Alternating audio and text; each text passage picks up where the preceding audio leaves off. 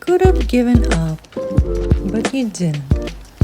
You could have stopped believing, but you didn't. You could have kept living their expectations, but you decided to make this life your own. And in turn, you're here. Hello everyone, today we're meeting Brandon Epstein. He is a mental performance coach and author of the book. Hello Brandon, thank you for joining us today. Great to be with you. I appreciate you giving me the space to share some value with your audience today. Thank you. So let's start a conversation by diving into your journey of becoming the person you are today. What led you to discover your true passion in life? How did it start for you? I would say that, my journey started during my early programming years, which is something I think we'll get into a little bit today. But if this is new to your audience, right? Like we're all getting programmed between the ages of 0 and 7. That's like our heavy programming years where we're essentially in hypnosis, right? So it makes sense. We're programmed for survival. And at the biological level, we want to make sure we don't get kicked out of our tribe. So, I know you're probably saying like, hey, when did you find this inspiration to take this path? But really, I'd say it started from my early programming years and just growing up, being programmed to feel anxious, whether it's in my DNA, coming from parents, family, community, and just not having high levels of confidence. And I'd say that during those years, it just created these deficiencies in myself that maybe not perform my best in high pressure situations. And, by the time I got to college, I was playing football. And my first year, I was basically just on the bench. And I was like, this isn't fun. I'm practicing and I'm not getting in the game at all. So, I don't want to keep practicing if I'm not going to play. So I started seeking ways to just get better, to like step into the version of myself that I know existed deep down, but for whatever reason, I wasn't able to fully embody in all the moments and consistently. So I started seeking out just ways to grow and get better. And, I exhausted all the things from working out to nutrition to supplements. And so that took me down the path of exploring mental performance. So everything from meditation to hypnosis to neurolinguistic programming to timeline therapy to all kinds of weird things that your audience may or may not know about, but essentially just ways to tap into the unseen parts of my mind that drive my behavior. And so that was really the impetus for me, was being an athlete in college, wanting to get on the field and then seeking for those answers. Wow. So with you starting back when you were athlete, it kind of gave you that push to search for answers. Why is it that you performing at your best where you deep down know there is more? And then, like you mentioned something that's we conditioned in our society. So what is it that you discovered along the way with your ways of healing through different practices and nutrition and supplement? What helped you to kind of become aware or realize that this is something going on and it's not the way we're supposed to live?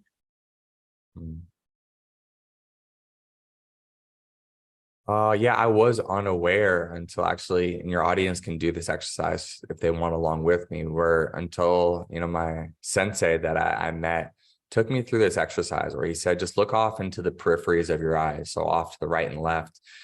And when you do that and you hold that gaze into your peripheries, you'll notice that all the thoughts leave your mind. You relax, your shoulders might relax down away from your ears. And you just find yourself in the present moment.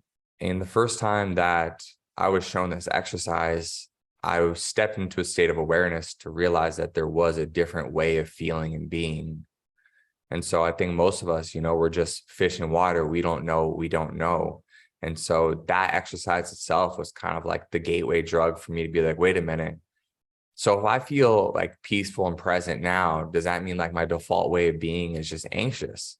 And so from there, it's like you give anyone a good drug, they're going to want to keep doing it. So I was like, okay, well, what else is here? What else can I explore? So that took me down the path of meditation and further and further down the rabbit hole. All seekers know that, you start going down this path and it continues to lead you towards deeper and deeper levels of self-realization. And then over time, hopefully, you're getting back to your nature, because my kind of thesis and what I talk about in my book, Program to Fail, is that we really need to do a lot more addition by subtraction, which means that there isn't someone you need to become necessarily. It's more of just removing all of the trash and pollution that's ended up in your inner world, just that you picked up. And it could be from your genetics, it could be from early childhood experiences, that could come from, later in life where you have the same events happen over and over. And then you just start to believe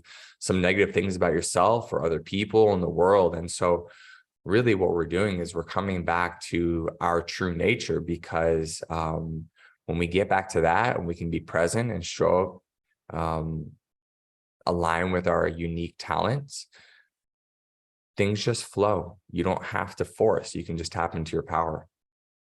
Right. I think the first thing we need to become aware and to realize that all of those negative thinking pattern that's, happening on our background and that's running our life, because we're making those decisions from the belief system that's being, kind of conditioned into us through experiences, through, the people that raised us. Maybe they didn't know better, whatever happened along the way that brought us to this point right now. And again, first we need to unlearn, I think, what we learned so far, and to realize that it's no longer serving us and it's not the way we should be living. It's not who we are. Like you said, to connect to our true nature, it takes first awareness, and then we need to allow ourselves to release what's no longer serving us, and to know that there's something more to what we know, and to be open to learn what we don't know. Because a lot of times we think everything that we learned so far, this is what it is, and there is no more to what we can learn, right? And we kind of prevent ourselves from growing further. And to open the growth, we need to first start working from different mindset. I think a lot of practitioners, coaches, or therapists could help you first heal and to kind of become this peaceful, balanced human being first, and then you can start from that foundation and to grow into somebody that you can be. And I think it also comes back to our own self-belief of what we can accomplish, because a lot of times we fail in our own mind, saying to ourselves that I can do that. There's something that maybe I'm not capable of, right? And with that thought, with that belief, we're not even trying. We're not motivated enough internally to do something about our life, to push ourselves. We're always looking for external motivation. But how can we reconnect to, to our own strength, to see that we really can, that we can start maybe small steps, and to show ourselves the evidence that we can accomplish something smaller, and then increase that into bigger steps. And I think it will bring us more confidence along the way, because confidence is not something we born with usually, but it's something that we can develop over time, don't you think? Yeah, I mean, I think confidence comes with experience, right?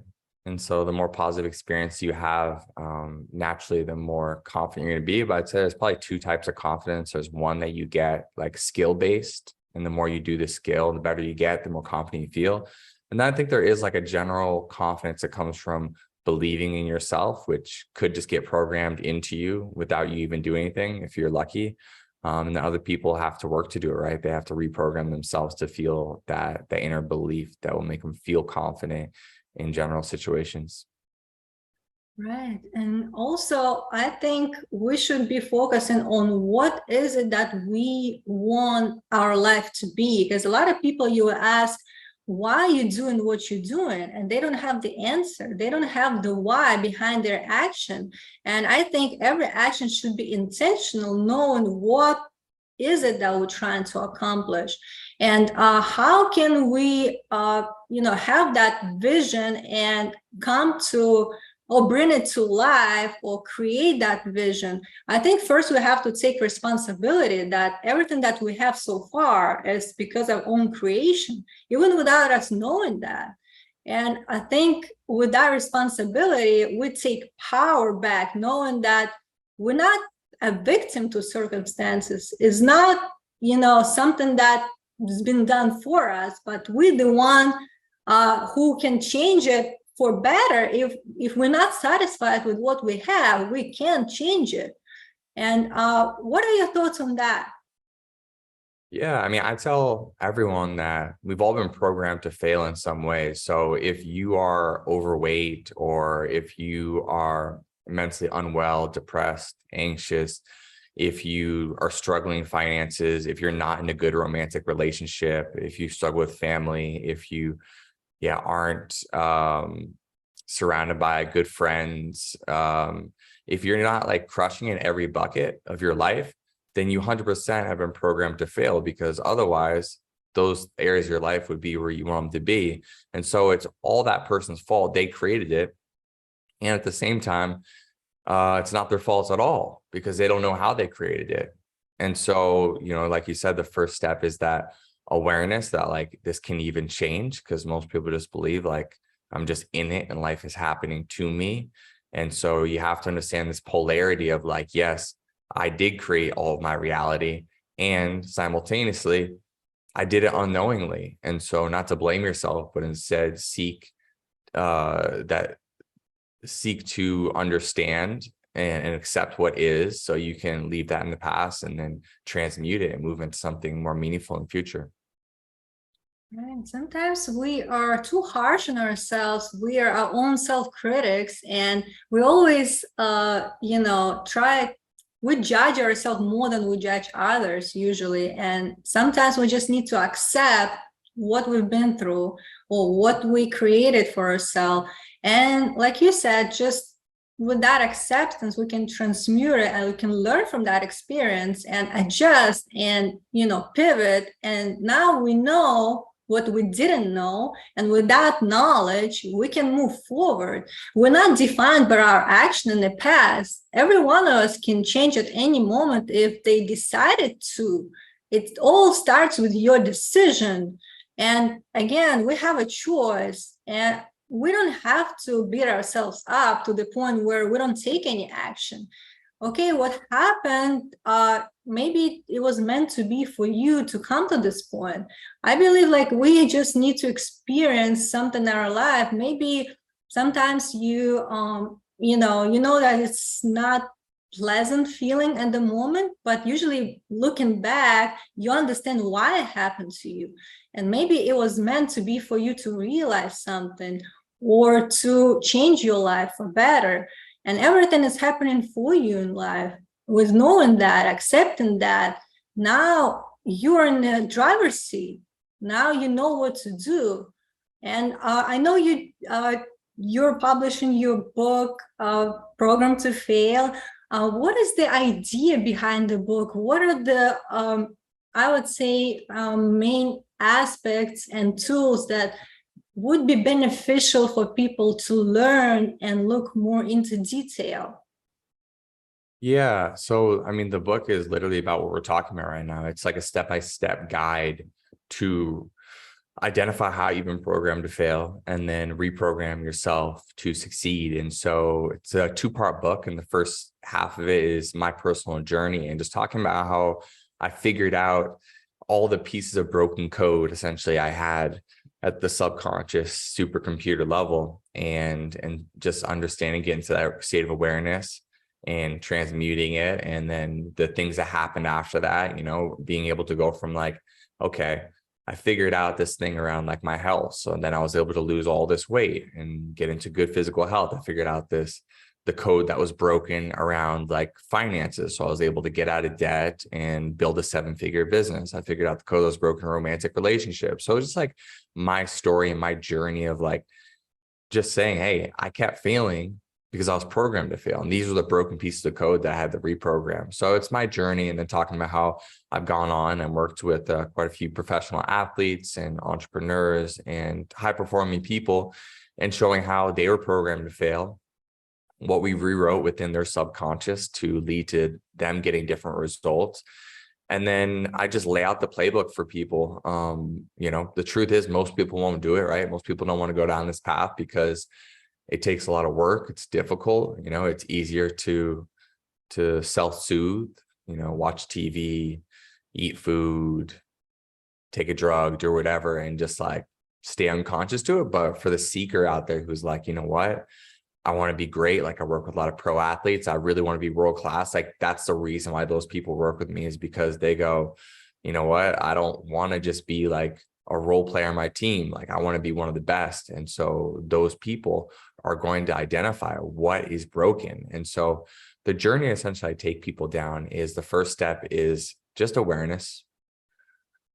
Just awareness across the board is like, just close your eyes and bring yourself into a state of awareness of how it feels to be you right now, because your feelings in the present moment, that's all life ever is. Life is always happening right now. And so you have to be able to just get that baseline of, okay, from 1 to 10, 1 is the worst I feel, 10 is the best. It's not compared to anyone else. I'm not comparing myself to people who are undergoing genocide. I'm not comparing myself to the richest people in the world. This is my experience from 1 to 10 where I'm at.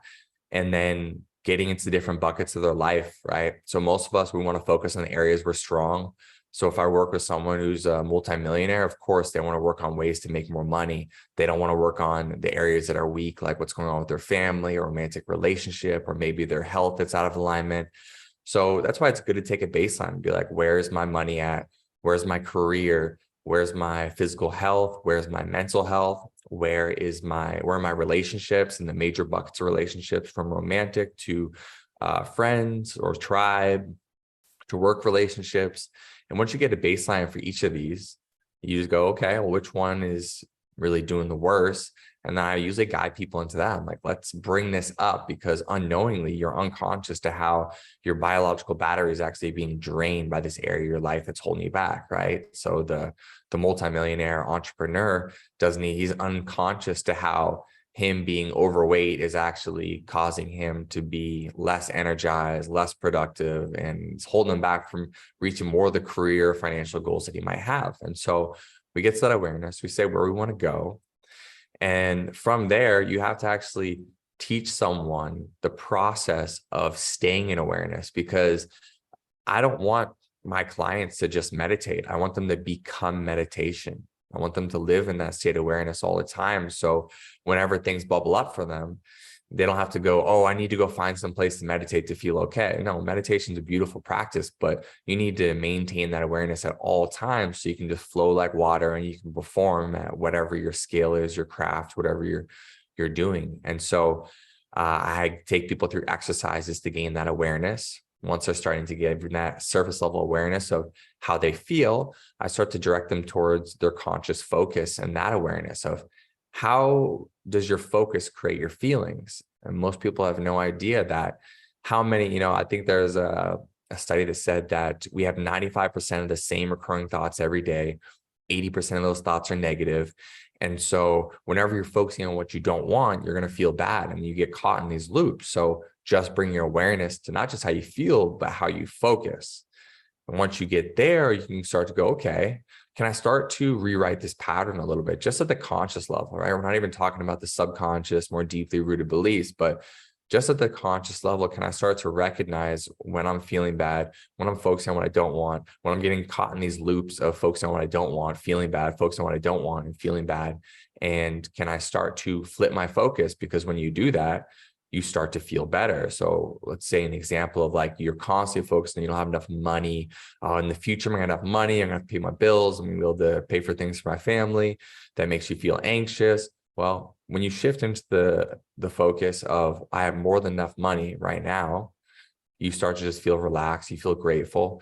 And it's not about living in a delusional reality. It's not about, utilizing the secret or anything like that. It's about understanding that wherever your focus goes, your energy flows. So when you're in a state of gratitude and you're focusing on what you want, you're going to have the aha moments. You're going to be inspired to move in that direction. Now, I believe that there definitely are aspects of our minds and like the energetic frequencies that we're sending out into the world. Like, I couldn't explain that to you and how that comes back to you, but I do believe in it. So for the rational minded person, I just tell them, well, think about it. Like, when you're focused on what you don't want, you're not coming up with solutions to create what you do want, are you? So focus on what you want. You're going to get more of what you want. And, no one can argue with that, because we all know it to be true. We know when we focus on the things that bring us anxiety, we feel anxious. When we focus on the opportunities that lie ahead of us, we feel excited and grateful. So the path is taking them into that awareness, down through that conscious focus. And then we go into getting this clarity around, okay, I can't do everything all at once. I can do a lot of things over the course of time, but where can I take myself right now if I was going to choose one clear outcome? And so I usually guide people to say, hey, an area of your life that maybe you're focusing on, or something that's extremely inspiring to you, let's start to move you towards this. And the reason why they don't have this thing already, or they haven't created this outcome for themselves, whether it's a relationship or something they want to achieve in their business or otherwise, is they have broken code at the subconscious level. So I guide them into their bodies to identify, okay, so if someone says something's, very simple, because I've worked with a lot of people in the past around like health and wellness before I went full-time in the performance space. And, people would say things like, oh, I believe I don't have enough time to work out. Okay, it's a broken piece of code, because as long as you believe you don't have enough time to work out, you'll never have enough time to work out, because you'll just be caught in that cycle of, well, I don't have enough time to work out, so how can I work out? So we identify that, and we identify it through like the overwhelm, right? You feel overwhelmed, and you're right, I'm overwhelmed. Why are you overwhelmed? Well, I don't have time to work out. Okay, so you believe you don't have enough time to work out? All right, well, let's accept that to be true, because you believe it to be true right now, right? We don't want to deny your reality. We want to accept it. Then we surrender it into the past, and we create this spaciousness in your life to actually transmute that and choose something new, which would be, I believe I have more than enough time to work out. And the thing is, once you believe something to be true, you will delete, distort, or generalize reality to make it true. And so you'll find a way to find time to work out. So you do that, and through that belief, then you can actually get into the thing that everyone wants to do, which is the action, the habits. What do I need to do to get to that outcome? But for me, I think we're all about the yang energy, especially in the Western culture of like, just do. And I have people step back first and go, well, you would have done it already, because it's not an information issue. Everyone knows what to do. You have Google, you have YouTube. So let's deal with the underlying programming. So then you feel like you can be pulled towards something instead of like running up into these invisible walls. And then you go, oh yeah, matter of factly, yeah, I just have to work out 4 times a week, do X, Y, and Z, boom. Then you go execute on it, and then you're on your path. You're playing the infinite game, and that's kind of a loop. You just keep running that for all the outcomes you want in your life. Right. Wow, it's a lot to take in, but it ultimately shows you the plan of first recognizing that broken code within your subconscious. And once you know what that is, it opens up, now you have the choice either to keep running the same program, or if you decided to let it go and to replace it with something that will work for you.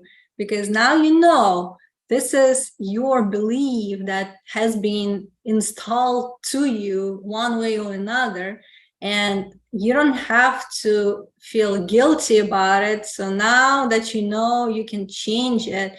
And once you replace it with a new belief, and you will find a way to support that belief system in your new reality that you created for yourself. And that's what you need to show yourself, like the evidence of what's gonna work. And then it's just one program. And how about other types of codes that also in your subconscious, and one by one you're picking up them, you replacing them, And ultimately, you're building a new person, a new reality, if you look at it.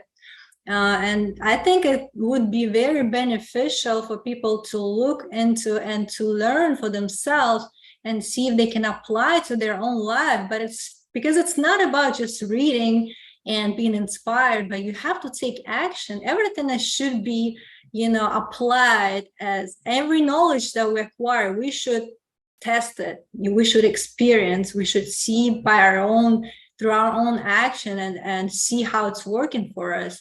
Because this is how we learn. This is how we show ourselves what's possible.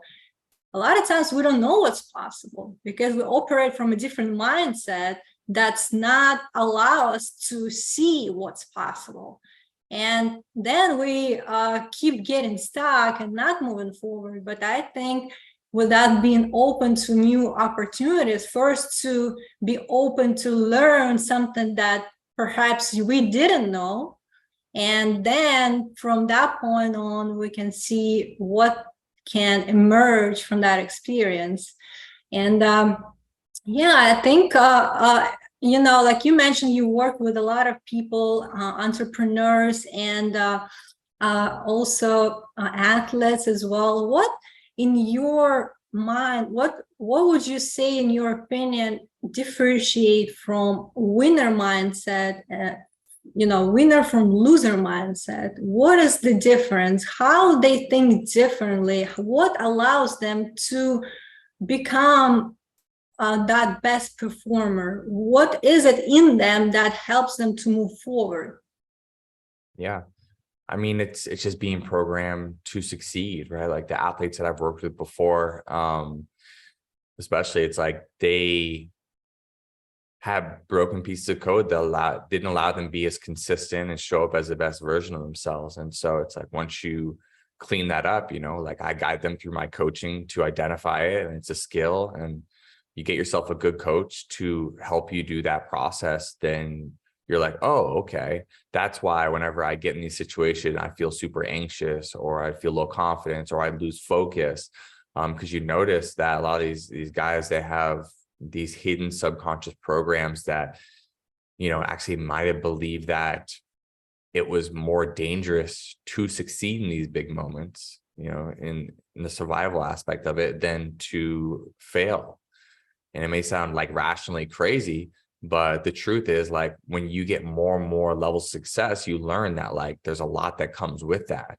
There is management, there is ownership, there is fan bases, there is expectations there's media, there's fans. And so the more you achieve, a lot of times, the more pressure is put on you, the more expectations, and it's a lot to handle. And so you have to engineer yourself to be able to handle that much pressure. And so that's often what happens. Like, some people, like, they got to the pros for a reason, right? They're programmed to succeed in many ways, but that will take them so far. And then sometimes, it breaks down because it just becomes too much pressure. And we see that happen all the time in pro sports, especially recently, when people talk about these mental health issues that they're having and why they have to pull out of sports.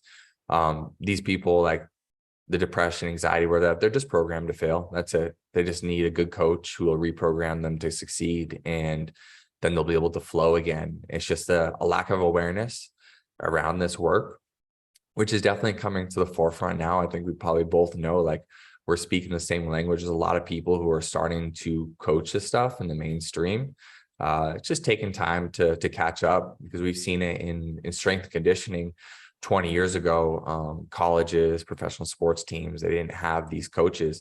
Now they're on every single team, athletic training staff, physical therapists. So it just takes time for this stuff to catch on. And there's levels to it as well, right? Like, a lot of traditional psychologists, sports psychologists, are just working at the level of, like, oh, let me help you visualize better or set goals or affirmations, but they're only really accessing that conscious level. And so the next level is the subconscious. And so there are practitioners, of course, that are taking it to that level to help these guys, guys and girls succeed.